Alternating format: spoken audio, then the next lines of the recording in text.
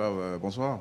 Je vous en prie. Il y a une patate chaude pour commencer avec vous tout très rapidement sur la question notamment de la suspension des bourses pour les pays, certaines destinations décidées par le chef de l'État. L'effet boomerang derrière, c'est qu'il va falloir avoir une capacité d'accueil, notamment des étudiants. Est-ce que nos universités publiques sont prêtes aujourd'hui à pouvoir recevoir donc l'effet inverse notamment de cette suspension-là? Je vous remercie de me poser cette question-là. Non, ce n'est pas un effet boomerang. Le chef de l'État a décidé qu'il faudrait suspendre un certain nombre de bourses dans un certain nombre de pays, les États-Unis, le Canada, la France, parce que justement, ces pays ont un coût. C'est un coût.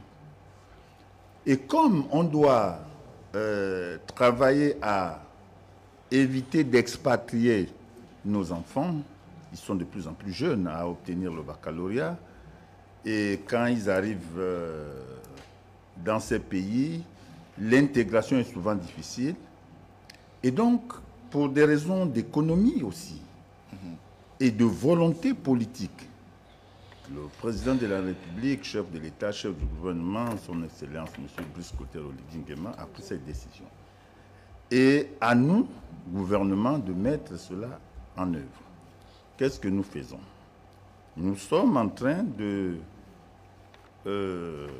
tout mettre en œuvre, justement, par les infrastructures, la construction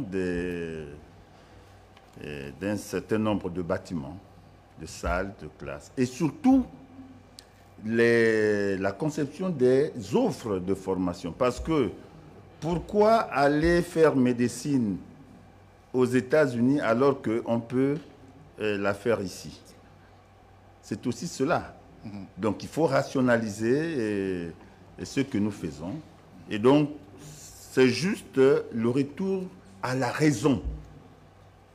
Et la raison d'État pense qu'on ne peut pas envoyer des enfants aux États-Unis, en France ou au Canada pour les formations qui ont cours ici au Gabon.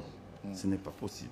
Il faut simplement être raisonnable. Et donc, nous mettons en œuvre tout ce qu'il faut pour que nous bâtissions des structures d'accueil viables. Nous sommes dans la forme du discours, c'est un peu dans l'abstrait, ce qu'on peut dire. De façon concrète, ces formations-là, on ne les a peut-être pas sur le plan local. En termes de qualité, vous-même, j'ai pu, moi, me rendre compte de cela. J'ai pu couvrir 3-4 de vos reportages récemment. Vous avez été très actif sur plusieurs plans dans le cadre de l'enseignement supérieur. Vous êtes plein de ceux que l'Université Omar Bongo est exaucée par ses enseignants qui ont aujourd'hui un penchant beaucoup plus important sur l'enseignement privé supérieur, où les offres en termes monétiques sont beaucoup plus importantes qu'à l'Université Omar Bongo. Vous avez même appelé à ce qu'il y ait ce jumelage-là. Il ne faut pas dissocier entièrement l'UOB, c'est la mère des enseignements supérieurs dans notre pays. C'est là déjà des notes, monsieur le ministre, de la crainte qui est la vôtre, de se dire, bon, si les meilleurs vont là-bas, à un moment donné, l'enfant de Makaya qui a le bac, qui va à l'université Omar Bongo, n'est peut-être pas sûr d'avoir les mêmes enseignements en termes de qualité que ceux du privé, par exemple, aujourd'hui. C'est fondamental, ça. Vous l'avez dit vous-même. Bien évidemment, mais ça, c'était l'impuissance publique. D'accord. Il faut que la puissance publique se manifeste. Qu'est-ce qui se passe? Il se passe que ceux qui alimentent les établissements supérieurs privés sont des agents publics de l'État. Il faut simplement leur rappeler que vous êtes d'abord agent public de l'État et que par conséquent, il ne faut pas vampiriser le public. Il faut donc créer un dialogue entre le public et le privé, ce à quoi je m'attelle depuis mon arrivée. Alors, et je crois que, Monsieur le ministre, s'il vous plaît, que je termine. Et je crois que jusqu'alors, ce qui s'est passé, c'était que l'enseignement supérieur et la recherche scientifique s'intéressaient au public. Non. L'enseignement supérieur et la recherche scientifique, c'est aussi les établissements supérieurs privés. Et donc, il faut qu'il y ait un trait d'union, un dialogue, une passerelle entre ces deux secteurs. Alors, monsieur le ministre, concrètement, qu'est-ce qu'on retient pour ces 100 jours à la tête de votre département ministériel? Des choses simples. D'abord, la loi portant création, attributions et organisation du centre universitaire de Koulamoutou, qui est actée. La loi portant création, attributions et organisation de l'université de sciences de la santé, de l'éducation, et qui, il faut préciser, parce qu'il y a trop de confusion, cette université ne fera pas que des sciences de l'éducation, non. Il y a d'autres disciplines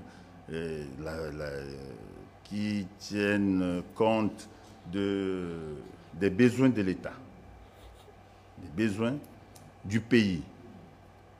Et donc, il y a eu une confusion qui a été entretenue, disant que cette université qui est au Cap ne fera que des sciences de l'éducation. Non.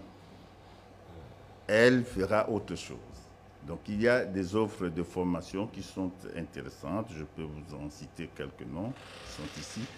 Donc, ce qui est fait, c'est cela, au titre des textes qui ont été pris. Mais il y a aussi les infrastructures. On venait d'en parler. Et cette université est en train d'être achevée, peut-être en janvier au plus grand tard. Mais les autres écoles, l'UISO, l'Institut de gestion et l'Université de sciences de la santé, les choses se font de telle sorte que en septembre, Monsieur le ministre, au milieu de septembre, pas poser la question de la recherche. Les chercheurs estiment que les budgets alloués à la recherche vraiment sont insignifiants à ce niveau-là. Que répondre à cette frange des intellectuels gabonais aujourd'hui? Moi-même, je l'ai dit, quand je suis arrivé, les budgets me paraissaient chétifs et il fallait les augmenter. Qu'est-ce qui est fait dans les 100 jours? Avez-vous pensé à mettre en place Mais nous sommes en train d'établir une loi de finances. Et dans ce cadre, les propositions nôtres ont été d'augmenter significativement les budgets de l'enseignement supérieur et de la recherche scientifique. Madame